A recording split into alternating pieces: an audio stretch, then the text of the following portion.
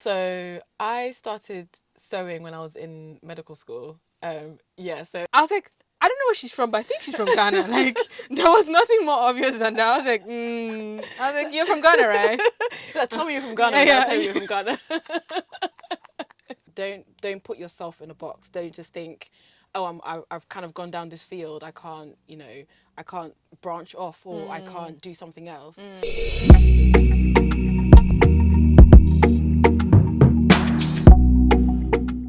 Hello everyone and welcome back to the channel this week. My name is Priscilla. I'm a Nigerian women's wear designer based in the UK.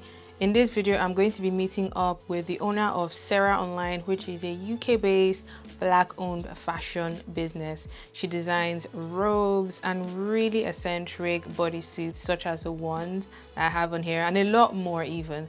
So if you'd like to find out more about what she's about, where she works, her inspiration, and some of your questions, then make sure to keep on watching. If you do enjoy this video, make sure to give it a thumbs up, leave all of your comments and ideas in the comment section down below, and don't forget to subscribe before you leave. With that being said, let's get into this video.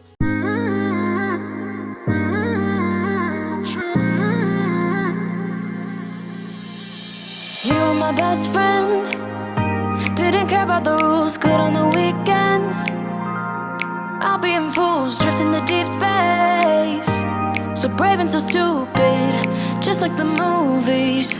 I was gonna stay in the fight with you, just thinking we would do this until we couldn't do it. Each and every high, every night with you, you and me so clueless.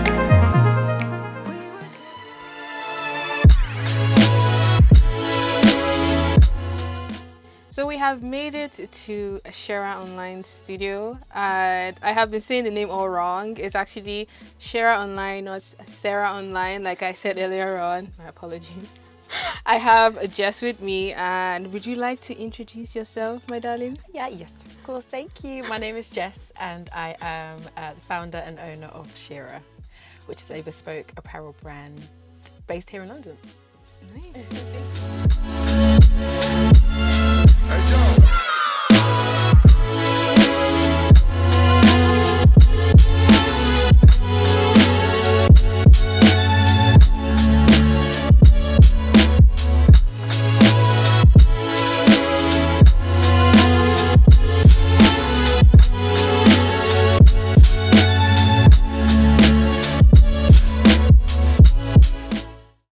Thank you so much for having us. I literally slid into her DMs. Like, I was so shameless about it. I was like, hi, can I come interview you, just find out what you're about? And thank you so much for allowing me to invade your space today. Thank you for invading my space. It's not an invasion at all. I'm so excited. So I have some questions here, and they're not a lot, just like 6. Sure. And I think it would be good information for someone watching this video and for myself as well, because we are kind of like in the same industry. Yeah. So my first question would be, how did you get into fashion? Yeah, so my journey is a bit different to, I think, most people's, So I started sewing when I was in medical school. So it's okay. I'm gonna try and do the short story because nobody wants to hear my whole life story. But so when I was at uni, I used to do the ACS shows and do the fashion shows when you think you're some kind of model or something. And I loved it. I loved it because I'm extra, so I was like, yes. And so yeah, I really enjoyed doing the choreographed fashion shows and things like that. And obviously wearing all the different clothes from the different designers. At church, we decided to do a fundraiser to raise some money, kind of for the victims of the earthquake. And so we decided to do a fashion show. I was like, yes, I will, please. I want to choreograph one. Because we already had a designer. So we choreographed a fashion show with the girls and, had a whole routine. And then about a week to the show, the designer was like, yeah, I just want to use my own models. And we were like, oh Really? okay, Oh, wow. that's fine, cool. So we basically had this choreography with nothing to put on the to put models. on, yeah. So I went on YouTube. YouTube YouTube, University. honestly, YouTube. Free FOC, free of charge. As in. So I went on YouTube. I was like, how to customize t-shirts. I went to Peacocks, bought a whole heap of t-shirts, just customized them, and then I just basically fell into the rabbit hole of fashion from there. And I'm still in the rabbit hole. That is impressive. So So that's kind of how it happened. you never officially went to study fashion? No. So Are you serious? I don't know. Am I a fraud? I don't know. I'm just like. No, that's I'm very completely, impressive. self-taught, Because so. I get people ask me, oh, do I need to go to fashion school? Do I need to pay fees? Do I need to do this? And I'm like, you are a testimony of... University of Oh, YouTube. wow. Yes. So, yes. I'm like honestly surprised. I honestly did not know that. So I'm like, really? The what? You say what? Yes. Oh my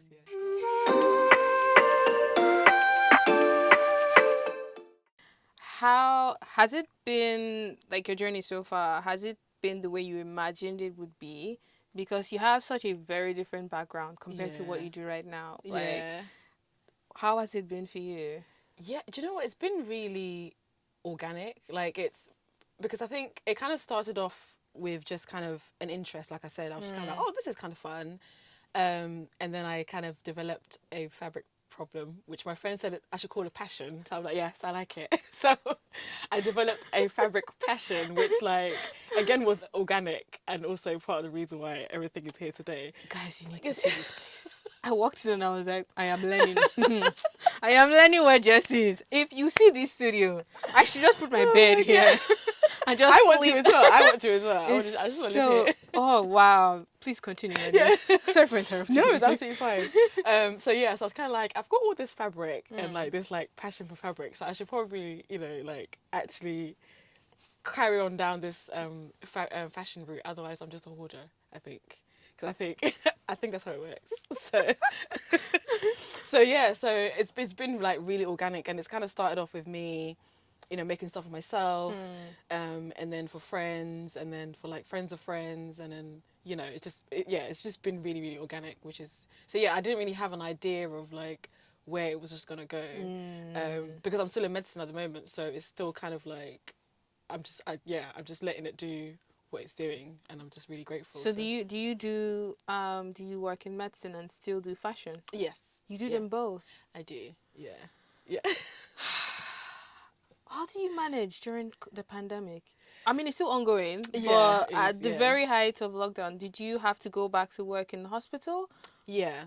Wow. So I think, like, part of it was kind of like, it was kind of, what was happening was difficult, but it was good to be able to leave, because I think everyone else was like locked down, and so I was able to be at work and then come home and do Sherah. Like, that was like a really good escape for me, and I was like really, really grateful to be able to have something that was able to demarcate, because I think with a lot of people who were working from home, it was kind of like our separation was very it would be difficult. difficult. Whereas it was kind of like I'd go to work, and even though it was difficult, I would just be like, okay, and then This is come work. home, and then kind of do Sherah. So that was actually a blessing, kind of. Sherah definitely saved my mental state during the pandemic, because wow. So do you think that contributes to helping you to manage like your time spent at work, whether it's in medicine or here, and then your own personal time, because that is important too. That's what a lot of people don't get. You need to have time for yourself to do things that are not always work related, but feels good to you. Exactly. I've definitely had to learn, good time management, because I kind of feel like I have 2 full-time jobs. It doesn't feel like one's part-time, because it's like, if I have an order and I have to go to work, I have to go to work and I have to fulfill the order. Like, no one cares.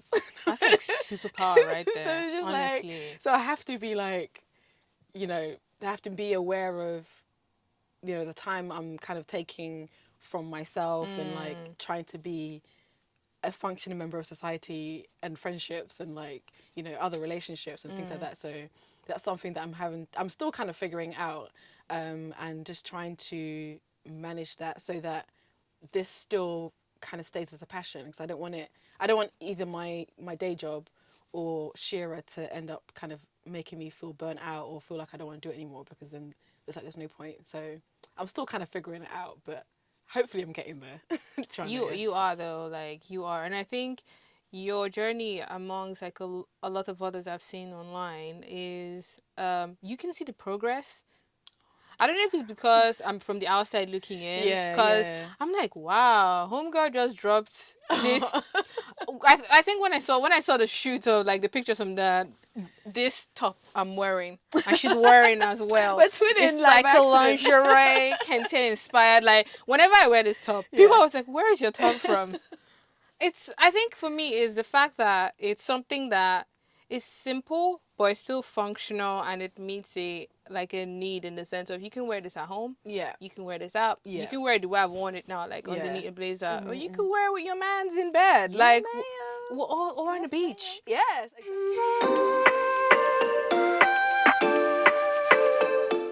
So my next question is around how you manage to use social media to grow, expand, get customers. How has that been for you?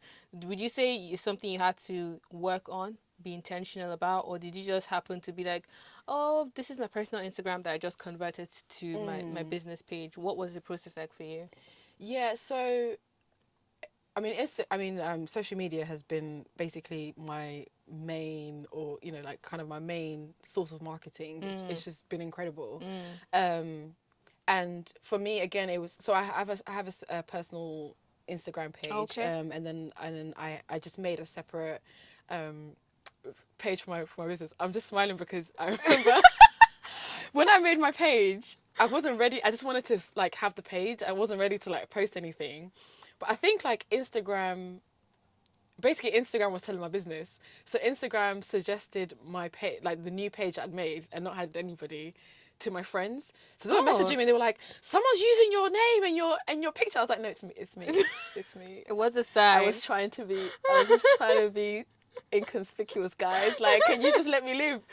But yeah, no, my friends are incredible because they won't let me live. They'll be like, no, you post this today, share everyone. So, but yeah, I was smiling about when I created the page. And we're like, so many messages. I was like, guys, it's okay. It's me. It's me. I guess they were just looking out for you. Yeah, they were. think that's what it 100%. My was. friends are incredible. They're always looking out for me.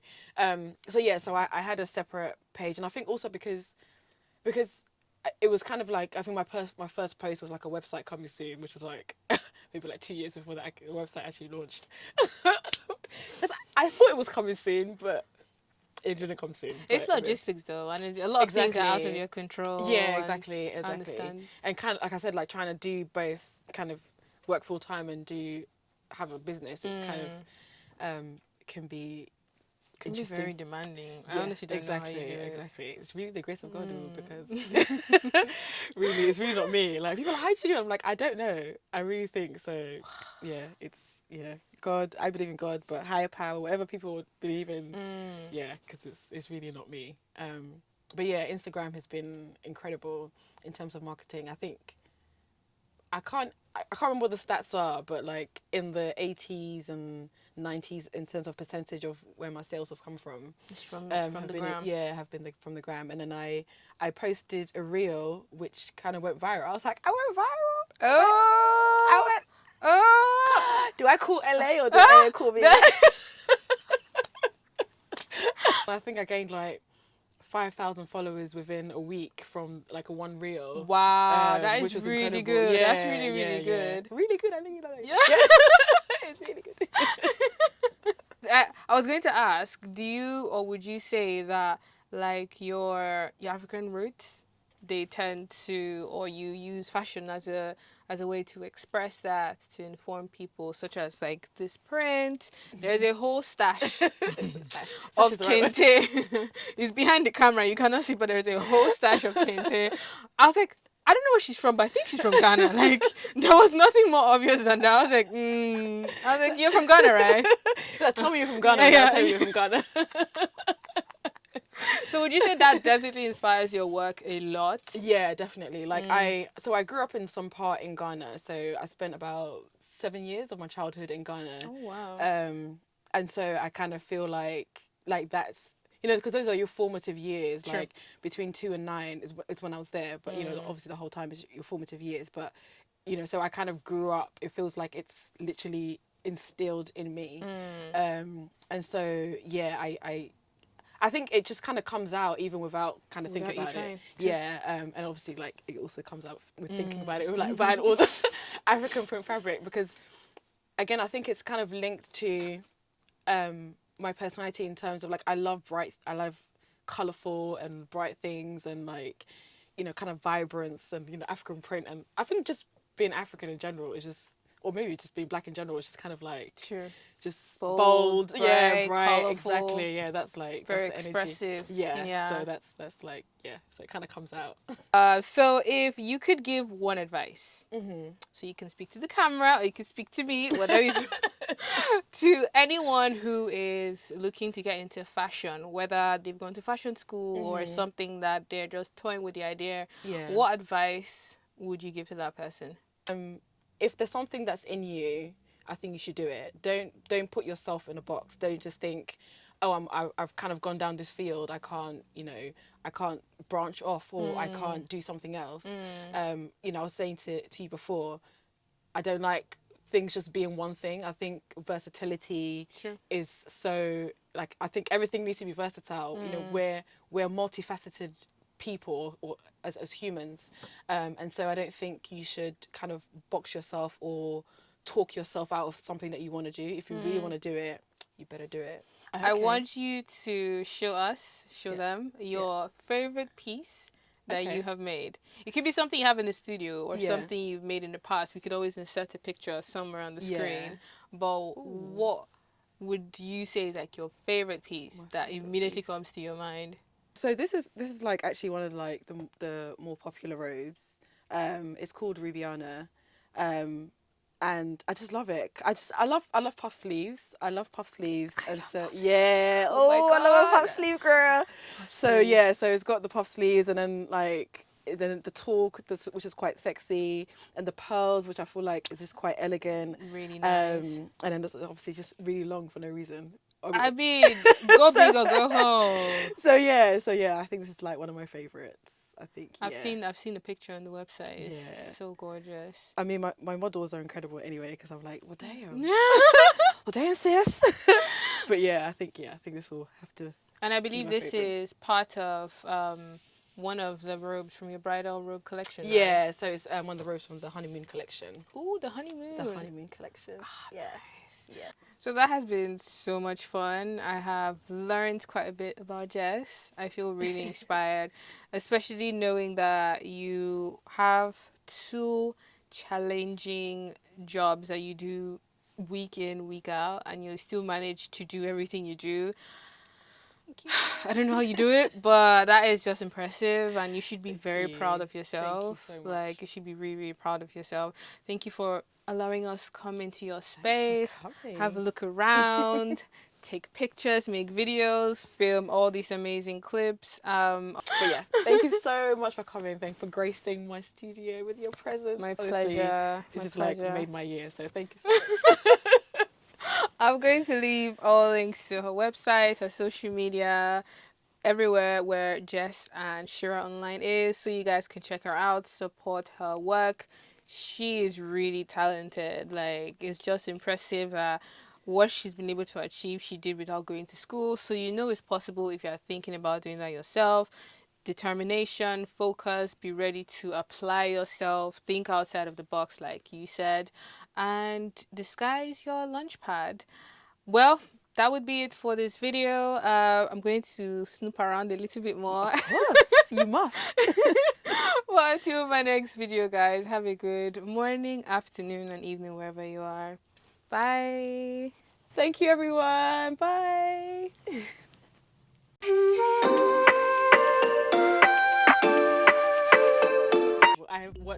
I think I've watched all your videos. Like, I'm literally trying to hold in my inner fangirl right now. I'm just like, this whole time I was like, I want to be screaming. I'm like, told everyone, I'm like, I'm meeting her today. I'm just saying.